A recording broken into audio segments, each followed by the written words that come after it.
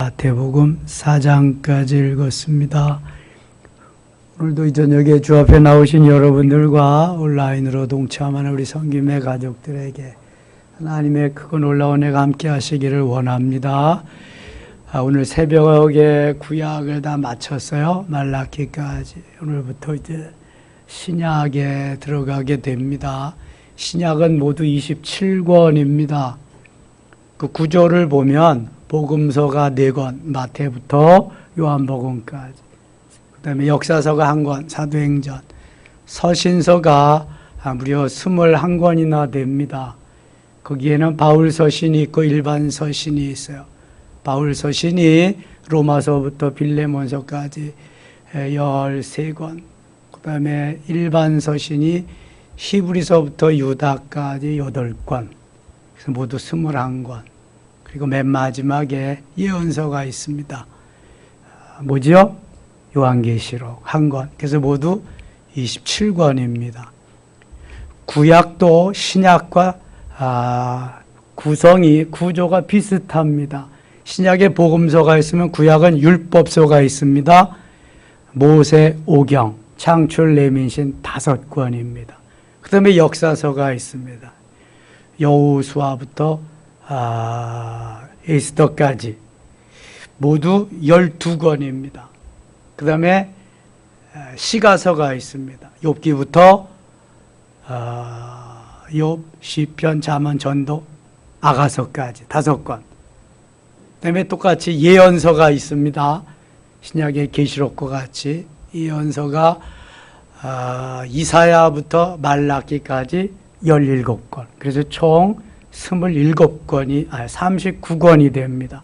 구약 39권, 신약 27권. 합해서 몇 권이다? 66권. 어떻게 하면 쉽게 한다? 39, 27. 39, 27. 그래서 39, 27 플러스면 66권이다. 구약에서 가장 긴 장은 어디에 있다? 시편 119편. 몇 절이다? 176절이다. 제일 작은 장은 어디다? 시편 117편. 몇 절이다? 2절이다. 신약에서 제일 긴 장은 어느 책이다? 어디다? 사도행전. 또 하나 있습니다. 똑같은 장수인데 마태복음. 모두 다 28장입니다. 가장 작은 장은 빌레몬서, 요한이서, 3서, 유다서. 4권이 다 한 장씩밖에 없습니다. 그러면 성경의 구조를 대충 이렇게 알 수 있어요. 그래서 오늘 복음서 중에서 제일 첫 번째로 나오는 마태복음을 묵상하려고 합니다. 오늘부터 마태는 예수님의 제자입니다. 마태가 제자가 되기 전에 그의 신분이 뭐였어요? 세리 출신입니다. 세리. 그 당시에 세리는 창기와 더불어서 아주 알아주지 아니하는 천한 그러한 신분의 사람입니다. 세리를 불러서 사람을 낳는 어부가 되게 하십니다. 마태로 하여금 만왕의 왕이다. 유대인을 위해서 기록된 책이 마태복음입니다. 왕 대신 예수 그리스도, 왕 대신 메시아. 대신 마가복음은 종 대신 예수 그리스도, 종 대신 메시아에 대해서 마가복음은 말씀합니다. 자, 1장에 가겠습니다. 1장 1절. 다 같이 시작. 아브라함과 다윗의 자손 예수 그리스도의 계보라. 창세기 1장 1절하고 마태복음 1장 1절은 그래도 암송을 해야지.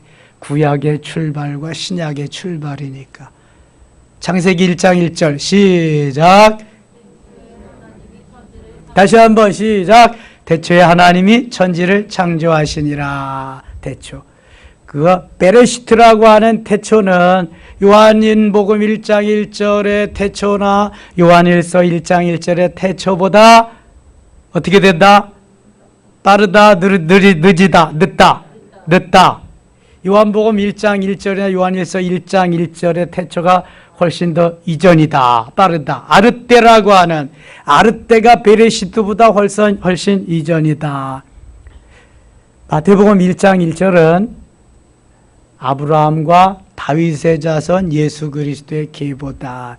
이 족보, 계보부터 나오고 있습니다. 예수님을 말씀하기 위해서 제일 먼저 등장한 사람이 아브라함입니다. 우리가 아브라함을 뭐라고 그래요? 흔히 믿음의 조상이다. 믿음의 조상.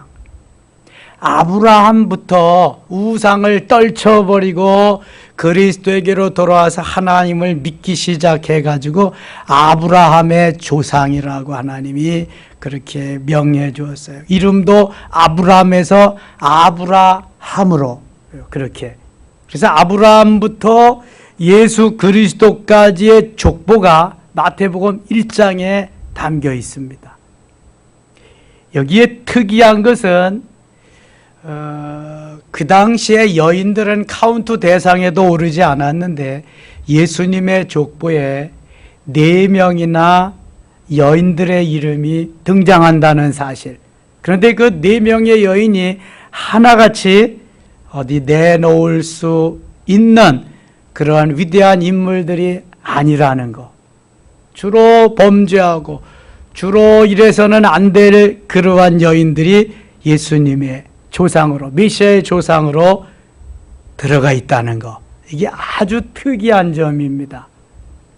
1장 아브라함과 다윗의 자손 예수 그리스도의 계보라. 아브라함이 이삭을 낳고 이삭은 야곱을 낳고 야곱은 유다와 그의 형제를 낳고. 자, 아브라함과 이삭과 야곱의 하나님을 우리는 볼 수가 있습니다. 아브라함이 믿음의 조상이라고 한다면 아들 이삭은 2대고 야곱은 3대입니다. 유다와 그의 형제들은 4대.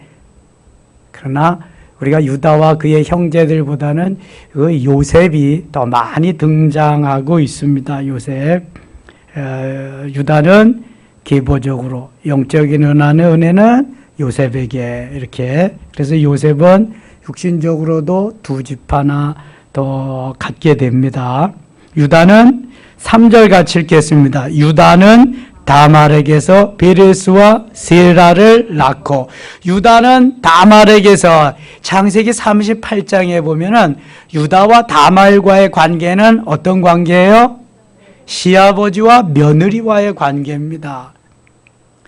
그 얘기는 여기서 다 할 수 없고요. 아무튼 이 다말이 결혼을 해서 갔는데 맏아들이 죽습니다. 계대 결혼이 돼서 맏아들이 죽으면 둘째 아들하고 살고 둘째 아들이 죽으면 셋째 아들하고 살아야 되는데 맏아들이 죽고 둘째 아들하고 결혼을 했는데 둘째 아들도 죽고 이게 셋째 아들을 줘야 되는데 셋째 아들도 죽을까 봐 그냥 하나님이 유다가 안 주거든요. 그래서 다말은 자기의 몸속으로 출산을 하고 대는 이어야 되는데 그래서 계략을 꾸며가지고 시아버지를 유인해서 유혹해서 잠자리를 같이 하고 출산을 하게 됩니다. 그래서 유다가 그 며느리 다말로부터 그때 뭐 같이 합방을 했으니까 이제 며느리도 아니죠.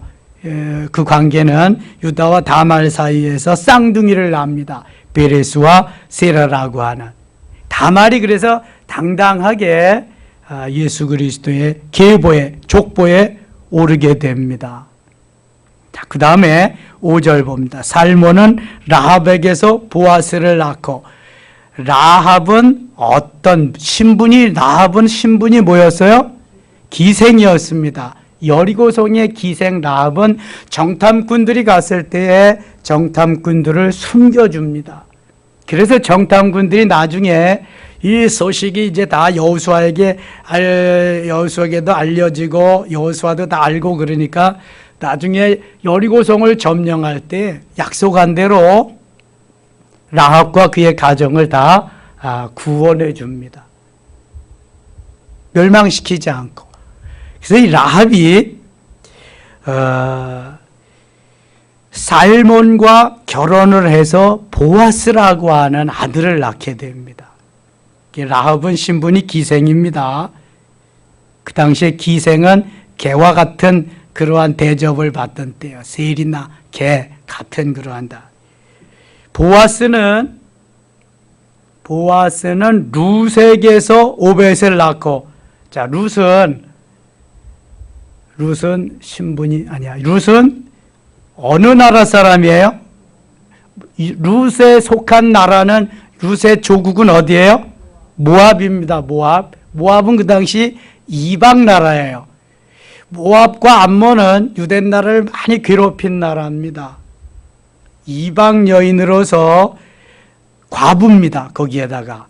그런데 보아스를 만나가지고 오벳이라고 하는 다윗의 정조할아버지인가 고조할아버지인가, 다윗의 하여튼 할아버지가 됩니다. 오벳, 그 다음에 이세, 그 다음에 다윗, 정조할아버지네. 그러니까, 예? 누가 할아버지야? 오벳이 다윗의 할아버지고 보아스는 다윗의 정조할아버지다. 그런 말이죠. 맞죠? 다윗의 아버지가 이세의 아버지가 오벳의 아버지가 보아스니까 4대니까 정조할아버지예요. 라합까지 가면은 고조할아버지가 되는, 고조할머니, 살모는 고조할아버지가 되죠. 자, 5절, 6절 갑니다. 6절 같이 읽어요. 이새는 다윗 왕을 낳으니라. 다윗은 우리아의 아내에게서 솔로몬을 낳고. 자, 여기 3절에서 유다는 다말에게서, 그것도 좀 끔찍한데 5절에 살몬은 라합에게서 보아스를 낳고, 거기도 좀 그렇고, 보아스는 룻에게서 오벳을 낳고, 뭐 거기까지 그렇다 그래요. 그런데 여기는 이새는 다윗 왕을 낳는데 다윗은 우리아의 아내에게서 솔로몬을 낳고, 이게 좀 표현이 그렇잖아요. 그냥 우리아는 아니지, 다윗은 밧세바로부터 솔로몬을 낳고 그러면 표현이 좀 나은데, 우리아의 아내에게서 솔로몬을 낳는데 다윗의 아들이냐? 다윗과 우리아의 아내가 합방을 해서 출산을 했으니까 그 아들이 되는 거죠. 자, 여기 나오는 네 여인은 하나같이 세상에 이렇게 떳떳하게 내놓을 수 있는 신분이 아닙니다. 그렇게 뭐 PR을 하고 광고를 하고 내가 이런 후손이다 그럴 만한 위치도 아닙니다. 그런데 왜 이렇게 했을까? 왜 이렇게? 이것은 이미 2000년 전에, 예수님 2000년 전에 오셨잖아요. 2000년 전에 우리를 구속하시기 위해서, 죽으러, 우리를 구원하기 위해서, 죽기 위해서 이 땅에 오셨어요. 그런데 너희들이 죽기 전에 내가 죽음으로써 너희들을 구원하기를 원한다. 그런데 여기에 혹시 다말과 같은 일을 저질렀어도 괜찮다. 라합과 같은 신분에 있었어도 괜찮다. 모압과 같이, 룻과 같이 이방인 여인이었어도, 과부였어도 상관이 없다. 혹시 남의 남편하고 이렇게 해서 자식을 낳아서도 상관이 없다. 모두가 다 구원의 대상이라는, everybody, 모든 민족은 다 구원받을 대상이다. 자격이 있다. 이렇게 천명하고 예수님이 오신 거예요. 온 백성에게 문을 활짝 열어놨단 말입니다. 온 백성에게. 나는 이래서 예수 못 믿어요. 나는 이래서 교회 못 나가요. 이런 걸 아예 다 차단시켜 놨단 말이에요. 누구든지 다 예수 믿고 구원받을 수 있도록. 그래서 주 예수를 믿으라, 그리하면 너와 내 집이 뭐예요? 구원을 받으리라. 사도행전 16장 31절 말씀. 영접하는 자고 그 이름을 믿는 자들에게는 하나님의 자녀가 되는 권세를 주셨어요.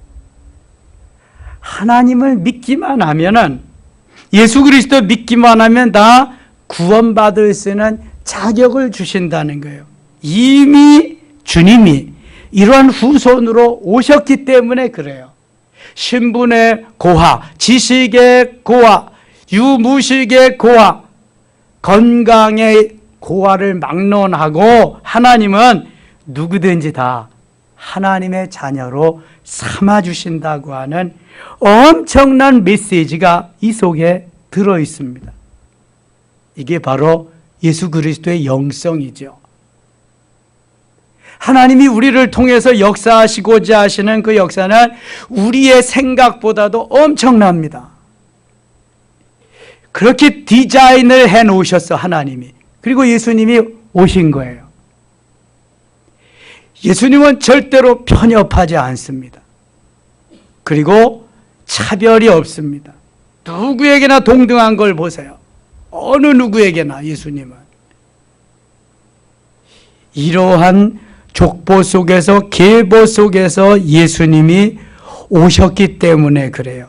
이 네 여인보다 더 천하고 더 이상한 관계가 어떻게 또 있을 수가 있겠어요? 이상이 없어요, 이렇게. 이런 분이 메시아라는 거예요, 이런 분이. 그러니까 안심하고 누구든지. 전도 오다 보면 그랬지. 나 같은 사람이 어떻게 예수를 믿어요? 나 같으니까 예수를 믿는 거지. 아니, 병 있는 사람이 병원에 가는 거지. 건강한 사람이 왜 병원에 가요? 나같이 못나고 나같이 내놓을 것이 없고 나같이 이러니까 예수를 믿어야지. 예수님이 이미 그 길을 열어주셨으니까. 여기에 그 큰 엄청난 의미가 내포되어 있다는 것. 16절 가겠습니다. 16절. 야곱은 마리아의 남편 요셉을 낳았으니 마리아에게서 그리스도라 칭하는 예수가 나시니라. 마리아, 예수님의 어머니. 가톨릭 천주교는 예수님보다는 예수님의 어머니 성모 마리아를 섬기고 있습니다. 그래서 거긴 잘못된 거예요. 거기는 가면 안 되는 거예요. 성모 마리아의 무죄서를 거기는 주장하고 있습니다. 묻겠습니다. 예수님의 어머니 성모 마리아 죄인이다? 아니다? 확실히 믿어요? 맞아요? 성모 마리아는 예수님 낳았으니까 죄가 없잖아. 맞아요? 확실히 아닌 거 맞아요? 네, 확실히 아닌 거 맞죠? 왜 그래요? 모든 사람이 다 죄를 범한 원죄를 타고났기 때문에 그래요. 로마서 3장 23절. 모든 사람이 죄를 범하였음에 하나님의 영광에 이르지 못하더니 그리스도 예수의 속량으로 말미암아 하나님의 은혜로 속량함, 구속함을 받았느니라. 이게 모든 사람이 다 죄를 범하였다는 것은 온 인류가 아담 이후의 모든 인류가 다 죄인이라는 말이에요. 이게 바로 원죄를 말하는 루트신, 죄의 뿌리가 되는 죄. 마리아도 예수님의 어머니지만 그 죄를 가지고 있어요. 다만 하나님이 마리아를 통해서 예수 그리스도를 보내신 것뿐이에요. 그래서 족보적으로는 요셉이 아버지지만 마리아와 요셉과는 그러한 생리적인 관계에 의해서 태어난 분이 아니에요. 예수님은 뭐로 잉태했다고 그래요? 성령으로. 그래서 여자의 후손으로 오실 것을 창세기 3장 15절에 말씀해요. 여자의 후손으로. 남자를 알지 못하는 여자의 후손으로. 말도 안 되는 거지, 과학적으로는. 그런데 이게 성경이니까, 성령의 역사니까 가능한 거예요. 여자의 후손으로 이미 창세기 3장 15절에 말, 이걸 원시복음이라고 해요. 최초복음이라고 해요. 그래서 그 예수님이 21절에서 이렇게 태어나, 21절 같이 읽어요. 21절. 아들을 낳으리니 이름을 예수라 하라. 이는 그가 자기 백성을 그들의 죄에서 구원할 자이심이라 하니라. 아멘. 그 이전에 18절을 한번 18절을 보세요. 예수 그리스도의 나심은 이러하니라. 그의 아버지 마리아가 요셉과 약혼하고 동거하기 전에 성령으로 잉태된 것이 나타났더니, 성령으로 잉태됐다. 잉태라고 하는 것은 정자와 난자가 만나야 도킹이 되는데, 정자와 난자가 만나려면은요, 이게 수십만 배, 수백만 분의 1의 그러한 확률로 만나는 겁니다. 가장 센 정자가 난자가 만나서 이게 이루어지는 건데요. 그런 게 없이 성령으로 잉태되어서 예수 그리스도가 만들어진 거예요. 성령으로. 우리는 신앙 고백에서 성령으로 잉태된 예수 그리스도를 주일마다 고백하고 있습니다. 성령으로 잉태된. 그래서 남자의 후손이 아니라 메시아는 누구의 후손이에요? 여자의 후손. 창세기 3장 15절 여자의 후손입니다. 그 여자의 후손으로서 21절에는 아들을 낳는데 이름을 예수라고 해라. 예수와 여호수아, 호세아 다 이거 구원이라는 말입니다. 구원. 이는 그가 자기 백성을 그들의 죄에서 구원할 자이심이라. 인류를 구원하기 위해서 예수라고 하는 이름으로 등장하게 됩니다. 그래서 23절 같이 읽어요. 보라, 처녀가 잉태하여 아들을 낳을 것이요 그의 이름을 임마누엘이라 하리라. 아멘. 아들을 낳을 것이다. 남자를 모르는 마리아지만 성령으로 잉태되어서 아들을 낳을 것이다. 낳으면 이름을 임마누엘이라고 해라. 구약의 이사야 7장 14절에 나오는 말. 예수 그리스도의 탄생 이전 700년 전에 예언된 말씀 그대로 예수님이 오셔요. 미가는 한 560년 전 주전 그때에 미가 선지를 통해서 또 메시아가 베들레헴에 탄생할 걸 말씀합니다. 스가랴서에는 스가랴 9장 10장에 보면은 예수 그리스도가 메시아로 탄생할 걸 또 말씀합니다. 그리고 드디어 마태복음에서 이루어집니다. 뭐 마태복음에만 이루어지는 게 아니라 사복음, 누가복음에도 이루어지죠. 누가복음에도. 마가복음 사역부터 나오니까 누가복음하고 마태복음하고 이렇게 나오고 있습니다. 25절 아들을 낳기까지 동침하지 아니하더니 낳음에 이름을 예수라 하니라. 요셉도 아주 신실하신 그러한 사람이라 하나님의 성령으로 잉태된 것을 잘 보존하기 위해서 끝까지 마리아와 동침하지 않고 예수 그리스도를 탄생하게 하는데 아주 일조를 하는 좋은 그러한 분입니다. 5절 갑니다. 5절. 2장 5절. 이르되 유다 베들레헴에 오니 이는 선지자로 이렇게 기록된 바. 미가서 5장 2절에 다시 마태가 그 인용해서 이렇게 말합니다. 6절 같이 읽을게요. 2장 6절. 또 유대 땅 베들레헴아 너는 유다 거울 중에서 가장 작지 아니하도다. 내게서 한 다스리는 자가 나와서 내 백성 이스라엘의 목자가 되리라. 아멘. 유대 땅 베들레헴 에브라시라고도 하고 에브라다야라고도 합니다. 에브라시나 에브라다는 베들레헴의 옛 이름입니다. 베들레헴은 뜻이 뭐다? 베들레헴, 떡집. 벳이 집이고 레헴이 떡입니다. 베들레헴, 떡집입니다. 예수님이 떡집에서 태어나셔서 요한복음 6장 48절에 내가 생명의 떡이다 이렇게 말씀합니다. 떡집에서 태어나서 떡 엄청 잡수시고 생명의 떡을 많은 오는 모든 인류에게 예수를 믿는 모든 이들에게 공급해 주십니다. 생명의 떡. 그래서 이 말씀이 바로 생명의 떡입니다. 육신은 세상이 주는 떡을 먹으면 살고요. 영혼은 하나님이 주시는 떡, 생명의 떡을 먹으면 사는 줄 믿습니다. 예, 베들레헴이 떡집입니다. 떡집.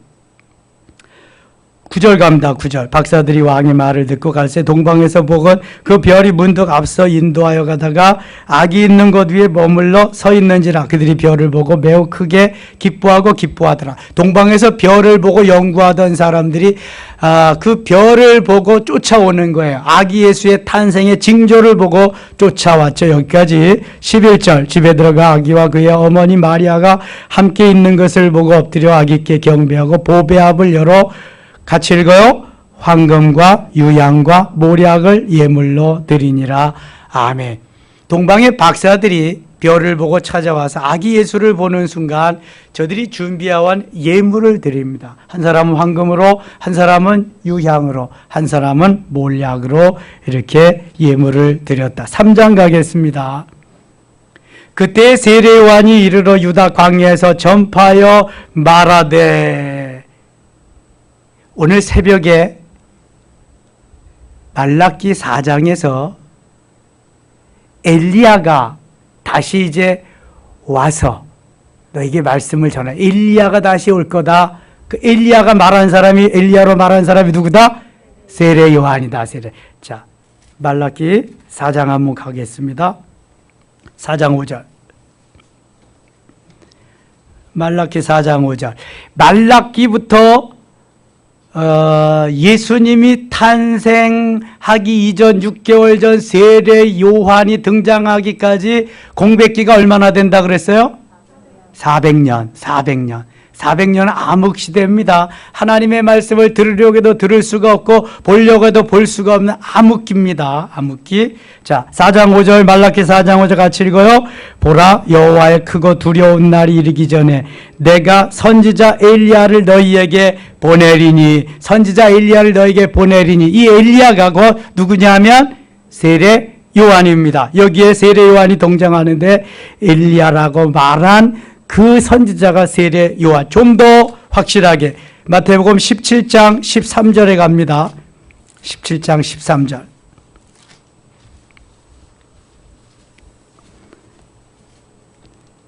17장 13절 같이 읽을게요. 그제서야 제자들이 예수께서 말씀하신 것이 세례 요한인 줄을 깨달으니라. 아멘. 여태까지 제자들은 세례 요한을 알지 못한 거예요. 깨닫지 못한 거예요. 여기까지 와서야 이제야 아하, 예수님 말씀하신 그분이 바로 세례 요한이구나.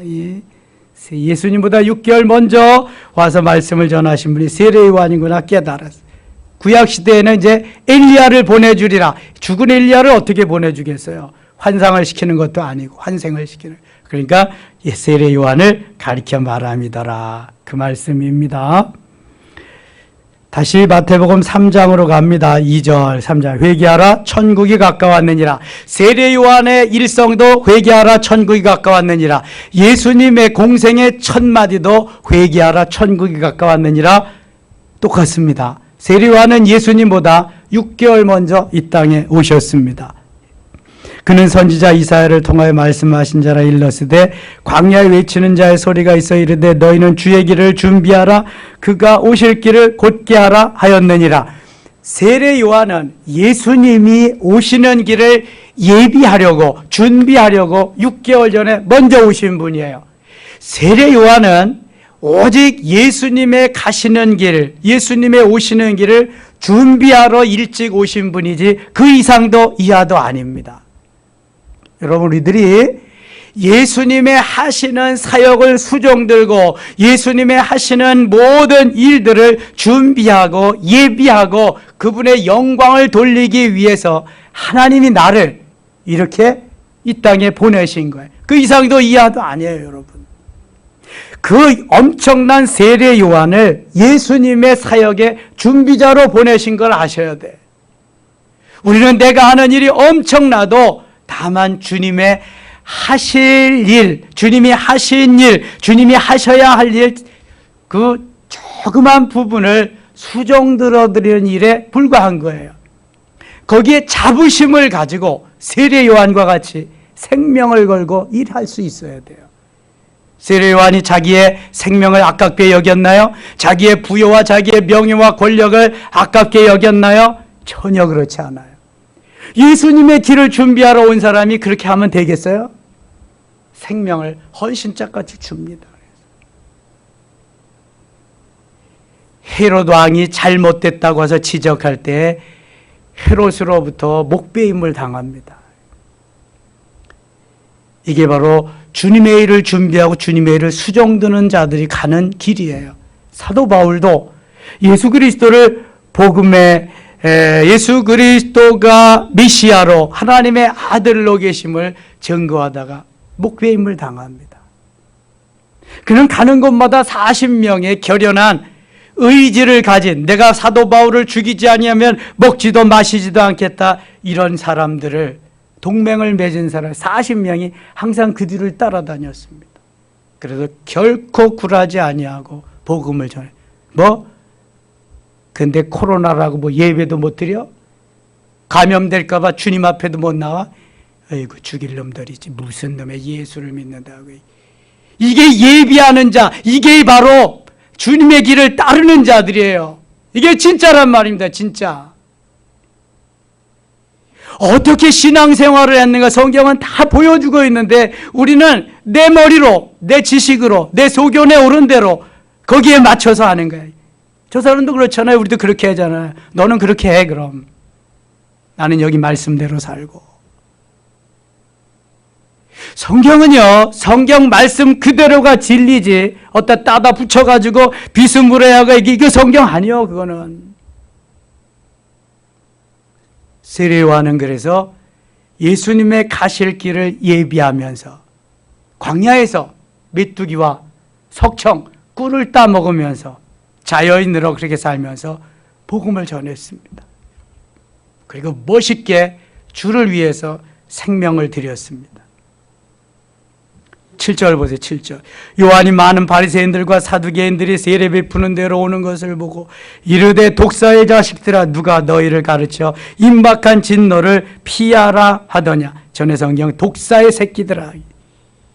그러므로 회개에 합당한 열매를 맺고 속으로 아브라함이 우리 조상이라고 생각하지 말라. 내가 너희에게 이르노니 하나님이 능히 돌들로도 아브라함의 자손이 되게 하시리라. 아브라함의 자손임내하고 떠들고만 다니지 말고 아브라함의 자손답게 살아라. 그렇지 않으면 돌을 들어서라도 아브라함의 자손을 만들겠다. 가식적인, 외식적인 것을 주님은 가장 싫어하십니다. 김은 기고 아니면 아니어야지. 마음은 원이로되 육신이 약하도다. 이건 안 통하는 거예요. 마음이 원하면 행동으로 옮겨야 되는 거예요. 사탄은요, 핑계거리를 엄청나게 많이 갖다가 줍니다. 육신은 그래서 이거 핑계거리, 합리화할 거리를 쫙 예비시켜 놓고 첫째, 둘째, 셋째를 예비시켜 놓고 산단 말이죠. 주님은 그런 거 없습니다. 그러니까 주님을 따르는 자는 순교의 길을 가는 거예요. 갈 수밖에 없어요. 내가 합리화시키려고 첫째, 둘째, 셋째 예비해 놓은 게 없으니까. 풀무불이요? 난 주님만 섬기기 때문에 풀무불 들어갑니다. 나 금신상에 절하고 회개하고 그런 거 없어. 그런 거. 성경엔 그런 거 없어.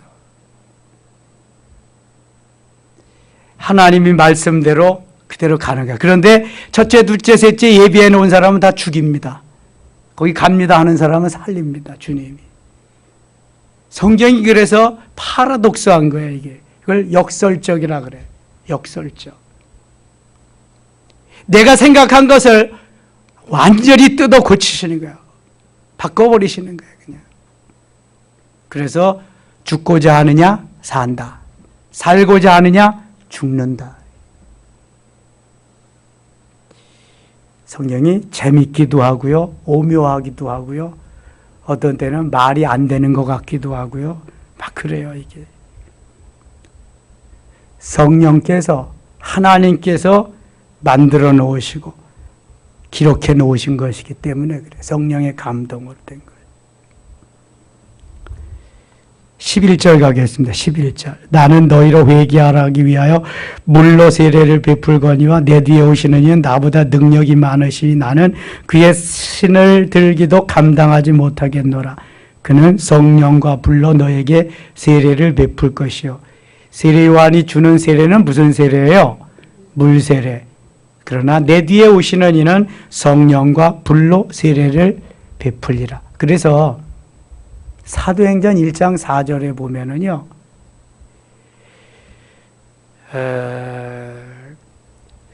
세례 요한은 너에게 물로 세례를 베풀었지만 너희는 몇 날이 못되어 성령으로 세례를 받으리라. 이렇게 말씀합니다. 세례 요한이 주는 세례는 물 세례지만 예수님이 주시는 세례는 불 세례다, 성령 세례다. 세례 요한이 줄 수 있는 세례가 물 세례밖에 안 돼요. 그러나 예수님이 주시는 세례는 성령 세례, 불 세례. 그래서 오순절 사건 때 드디어 불 세례, 성령 세례를 받게 됩니다. 세례 요한은 그 예수님을 준비하기 위해서 사역하는 거예요. 지금 13절. 이때 예수께서 갈릴리로부터 요단강에 이르러 요한에게 세례를 받으려 하시니, 예수님은 세례를 받지 않으셔도 되는데 세례 요한, 6개월 먼저 온 세례 요한에게 세례를 받으셨어요. 그것은 예수님이 모범을 보이기 위해서, 나도 세례를 받았으니 너희도 세례를 받는 것이 마땅하도다 하는 것을 가르쳐 주기 위해서. 예수님이 세례를 받으실 때 17절과 같이 이는 내 사랑하는 아들이요 내 기뻐하는 자라, 은혜가 충만히 임하게 됐습니다. 예수님의 공생애가 4장부터 시작되는데요. 예수님이 공생애가 시작하기 전에 40일 동안 광야에서 금식하며 기도합니다.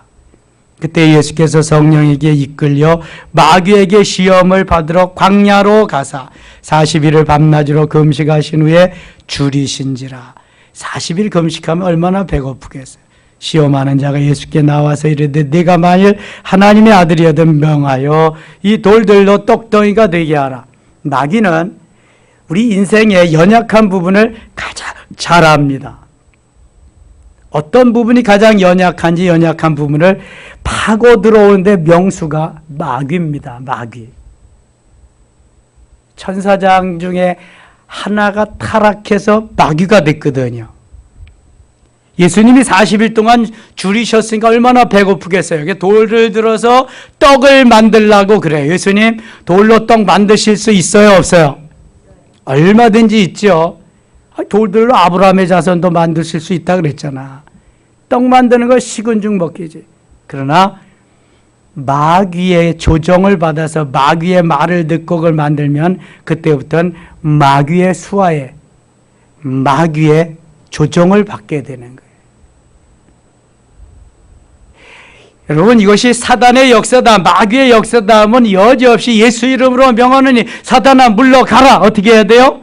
물리쳐야 돼. 아니 그냥 낼름낼름 받아 먹다가는 마귀의 종 된다니까.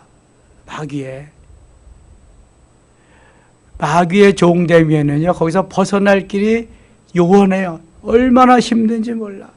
신천지나 하나님의 교회 안상홍 증인에 가서 빠진 사람들 나오기가 쉬워요? 재산 갖다 드리고 나 이혼해야 되고 쉬워. 엄청 어렵습니다. 빠져나오기. 예수님은 물리쳐요. 말씀으로. 사람이 떡으로만 살 것이 아니요 하나님의 입으로 나오는 모든 말씀으로 살 것이라. 신명기 8장 3절을 인용해서 물리치십니다. 자, 4장 4절 같이 읽어요. 예수께서 대답하여 이르시되 기록되었으되 사람이 떡으로만 살 것이 아니요 하나님의 입으로부터 나오는 모든 말씀으로 살 것이라. 아멘. 이게 육신은 떡 먹으면 살아요. 그러나 영혼은 뭐 먹어야 살아요? 말씀 먹어야 살아요. 말씀 먹어야 살아요. 광야에서도 그래서 만나만 먹고 사는 게 아니라 하나님이 주시는 말씀을 먹고 살아야 된다는 것을 광야에서 가르쳐 준 건데, 이 광야, 예수님이 지금 광야에서 40일 금식 기도한 다음에 똑같이 그렇게 도전해 오는 거예요. 그래서 예수님이 떡으로만 사는 게 아니라 말씀으로 산다고. 그러니까 꼼짝 못하죠. 여러분들 말씀으로 깨어 있으시기 바랍니다. 그리고 말씀으로 물리쳐야 돼. 예수 이름으로. 예수 이름으로. 그리고 말씀을 이렇게 입력시켜 놓으면 참 써먹기가 좋아요. 이 말씀이 하나님이기 때문에 말씀 앞에서 사단이 꼼짝 못합니다. 말씀 앞에서. 그래서 신천지가 주로 자기네에게 필요한 말씀만 달달달 외워가지고 써먹잖아요. 이단들의 수법이 주로 그런 겁니다. 근데 우리는 말씀이 이렇게 들어가 있는 게 별로 없으니까 그걸 따라가질 못하는 거예요. 이겨내질 못하는 거예요. 그거를. 말씀을 좀 많이 입력시켜야 됩니다. 많이 듣고 입력을 시켜야 돼요. 그 다음에 예수님이 떡으로만 살 것이 아니라 하나님 말씀으로 살 것이라고 물리치고 두 번에는 성전 꼭대기에 올라가서 뛰어내리라 그럽니다. 그러면은 천하 만국을 다 주리라고 이렇게 유혹하지요. 떨어지면은 천사들이 받아줄 거다. 근데 예수님이 또 말씀으로 물리치십니다. 7절 보면 예수께서 이르시되 또 기록되었으되 주 너의 하나님을 시험하지 말라 하였느니라. 마귀가 또 그를 데리고 지극히 높은 산으로 가서 천하 만국과 그 영광을 보여 이르되 만일 내게 엎드려 경배하면 이 모든 것을 내게 주리라. 10절 같이 읽을게요. 이에 예수께서 말씀하시되 사탄아 물러가라. 기록되었을 때 주 너의 하나님께 경배하고 다만 그를 섬기라 하였느니라. 아멘. 예수님이니까 사탄아 물러가라 그러지. 우리는 어떻게 해야 돼요? 예수 이름으로 명하노니 사탄아 물러가라. 예수 이름으로가 반드시 들어가야 돼. 반드시. 예수 이름이 빠지면은 우리는 다 먹혀. 우리는 힘이 없기 때문에. 예수 이름으로 사탄아 물러가라. 사탄이 꼼짝 못하고 가는 거야. 자, 여기서 우리는 예수님께도 도전하고 예수님도 넘어뜨리려고 하는 무리가 사탄이다. 사탄. 이 마귀, 사단, 마귀, 귀신, 졸개가 우리들 속에 들어온 귀신. 어두운 영, 더러운 영. 그렇다고 한다면 우리들은 사단의 유혹에 얼마나 많이 노출되어 있을까요?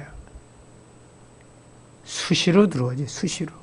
내가 이길 수 있으면 마귀가 나가고, 나에게 와서 집을 지을 만한 틈이 없으면 나가고, 그렇지 않으면 와서 거하는 거예요. 마귀의 조종을 받고 살 때가 많아. 여러분, 순종이 안 되는 건 거기 마귀가 지금 자리하고 있다는 거예요. 하나님의 말씀에 왜 순종이 안 돼요? 당연히 아멘하고 순종해야지. 하나님 말씀인데. 아니면 예수님과 같이 사탄아 물러가라 하든지. 지금 내가 누구의 조종을 받고 있는가는 금방 알 수 있어. 금방. 근데 우리는 도외시하고 살거든. 그렇게 살았는데 지금까지. 그래도 괜찮은지 알고 살거든. 그렇지 않아요, 여러분. 예수님이 약한 부분이 지금 3개씩이나 있다는 거예요, 사단이. 약한 부분을 첫째, 둘째, 셋째 다 찔러보는 거예요. 여기 하나라도 넘어가면 예수님은 넘어가는 거예요. 그러니까 사탄의 종되는 거예요. 근데 예수님이 딱 안 넘어가고 딱 지키고 있잖아요, 말씀으로. 우리는 예수 이름으로. 이걸 해야 되는데 이걸 못하는 거예요.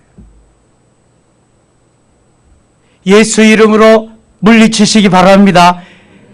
그냥 물러가라고 하면 물러가지 않아, 여러분. 힘을 길러야 돼. 에베소서 6장 10절로 20절과 같이.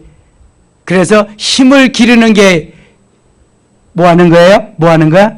성령 안에서 오늘도 기도하는 거예요. 에베소서 6장 18절과 같이. 다 무장했어도 플러스 알파. 성령 안에서 무시로 기도하지 아니하면 힘이 없어요. 예수님께도 도전하는 놈이라니까. 웬만한 힘 가지고 이기겠어요? 다 벌렁벌렁 나자빠지는 거예요, 여러분. 깨어 기도하고 하나님이 주시는 힘과 능력으로 강건해 있지 아니하면 다 넘어갑니다. 다 넘어. 그래서 못 나오잖아요, 지금요. 오늘 새벽에도 말씀드렸지만 코로나 시절 2년 동안에 교회가 5,000교회가 넘어가서 5,000교회가 문을 닫았어. 하루에 6개씩 문을 닫았대. 이거 국민일보에서 다 집계한 거야, 이거. 하루에 6개씩 생겨도 그냥 교회가 계속해서 늘어나고 그래야 될 텐데 6개씩 줄어 5,000개가 줄었대. 5,000개. 그리스도인이 깨어 있으면은요 이길 수 있어요. 세상을 이기고 죄악을 이기고 환경을 이기고 사단 마귀를 이기고 그 다음에 나 자신을 이길 수 있어요. 깨어 있어야 할 줄 믿습니다. 깨어 있어야 사는 거예요. 졸면 죽는다. 보초병이 쓰는 그 앞에 가면은 크게 졸면 죽는다 이렇게 써놨어요.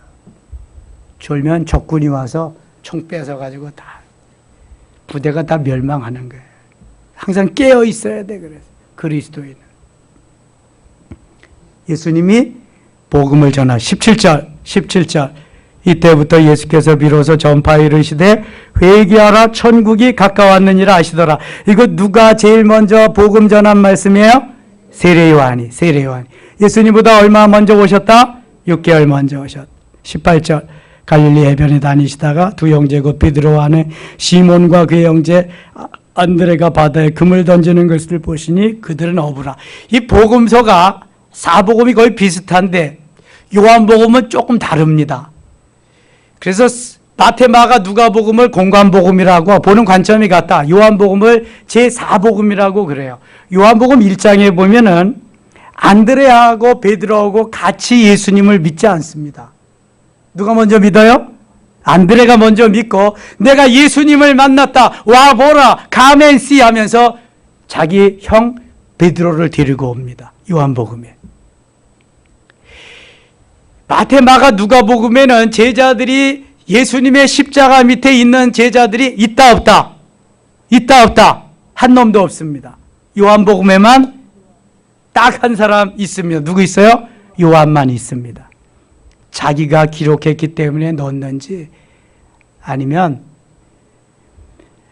또 무슨 그렇지 요한이 기록한 거니까 아니면은 다른 복음서에서는 기분 나쁘니까 뺐는지 마태 자기도 제자인데 누가는 제자는 아니에요. 마가도 그렇죠. 아무튼 요한복음엔 그렇게 좀 다르다. 다른 것이 있다. 그런 면을 좀 기억하셨으면 좋겠습니다. 19절 같이 읽을게요. 19절입니다. 말씀하시되 나를 따라오라 내가 너희를 사람을 낚는 어부가 되게 하리라 하시니 나를 따라오라 내가 너희를 사람을 낚는 어부가 되게 하리라. 예수님을 따라오게 하는 것은 이제 고기 잡는 어부가 사람 낚는 어부로 고기 잡는 거나 사람을 낚는 거나 고기를 낚는 거나 사람을 낚는 거나 같은 의미니까 이게 업종만 바꾸는 거야. 고기에서 사람으로. 의미는 같다. 그걸 훈련시키는 거지 이제 3년 동안 예수님이. 그들이 곧 그물을 버려두고 예수를 따르니라. 자, 이게 중요한 거야. 예수님이 부르실 때 내 직업 전선에서 모든 걸 다 버리고 예수님을 따르는 거예요. 거기서 또 가시다가 다른 두 형제 곧 세베대 아들 야고보와 그의 형제 요한이 그의 아버지 세베대와 함께 배에서 금을 깁는 것을 보시고 부르시니 세베대의 아들 야고보와 그의 형제 요한. 그러니까 안드레와 베드로가 형제고 그 다음에 야고보와 요한이 형제다. 그들의 직업은 어부였다. 이걸 알 수 있어요. 안드레와 베드로 형제, 요한과 야고보 형제, 야고보 요한 모두 다 어부 출신이다. 이 어부 출신이 다 근데 아주 삼총사가 됩니다. 예수님 곁에서. 22절 같이 읽고 마칠게요. 22절. 그들이 곧 배와 아버지를 버려두고 예수를 따르니라. 여러분, 예수님을 따르는데 처자식 생각하고 부모 형제 생각하고 재물 생각하고 명예 권력 생각하면은 따를 수 없습니다. 지금 그래서 이거 여기 이렇게 말씀하는 거예요. 배와 금을 다 버리고 예수님을 따랐다. 뿐만 아니라 아버지를 버려두고 예수님을 따랐다. 아버지가 생활 능력이 없으시면 혹시 어떻게 잘못되실 수도 있어. 그러나 예수님을 따르는데 쟁기를 잡고 뒤를 돌아보는 자는 하나님 나라에 합당치 않다고 했어요. 딱 뒤를 돌아보지 말고 예수님만 바라보고 가야 돼. 이런 사람이 뭔가를 할 수 있어요. 예수님이 나의 모든 거, 예수님이 나의 전부 하면서도 요건 안 되고 요것도 안 되고 이것도 안 돼. 그럼 안 되는 거야, 너는. 예수님을 따르는데 예수님 말씀하실 때 예수님 전부 다 버릴 수 있어요. 그래야 제자 될 수 있는 거예요. 그러면 제자입니까? 라는 책을 읽어보셨나요? 제자가 되어야 돼, 제자. 그래 예수님의 진짜 사랑하는 주님의 자녀들, 하나님의 자녀들이에요. 오늘도 주님이 우리를 사랑하시되 끔찍히 사랑하시는 줄 믿습니다. 생명을 다 주시고 사랑하시는 줄 믿습니다. 하나님께서 우리를 통해서 역사하시고 행복의 바이러스의 전파자가 되게 하실 줄 믿습니다. 이런 은혜가 차고 넘치시기를 축원합니다. 하나님 앞에 감사 인물 드린 손길이 있습니다. 기도합니다. 하나님 아버지 고맙습니다. 오늘도 우리들이 세례요한과 같이 주님의 가시는 길 준비할 수 있게 하시고 늘 주의 일을 맡아서 수종 들며 잘 감당하고 칭찬 듣는 저희들 되게 하여 주시옵소서. 주 앞에 귀한 예물 드린 손길이 있습니다. 예물 속에 담겨있는 아름다운 기도의 제목들이 있습니다. 주님 들으시옵소서. 하늘 창고에 쌓여지는 보화 되게 하여 주옵소서. 하나님의 영광이 드러나게 하여 주시옵소서. 예수님 이름으로 기도드리옵나이다. 아멘. 주세 번부로